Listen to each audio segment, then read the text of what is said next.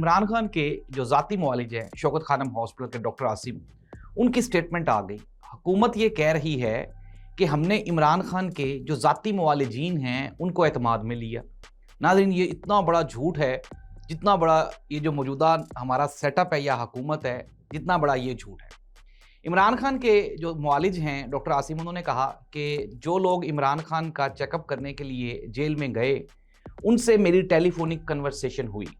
और मैंने एक जो आई स्पेशलिस्ट हैं, जो मेरे साथी मुआलिज हैं, जो इमरान खान के एक और ज़ाती डॉक्टर हैं जो इमरान खान की आंख को देखते हैं, मैंने उनको भी लाइन पे लिया। उन दोनों डॉक्टर्स ने हमें एतमाद दिलाने की कोशिश की कि इमरान खान की जो आंख है वो 70% ठीक हो गई है और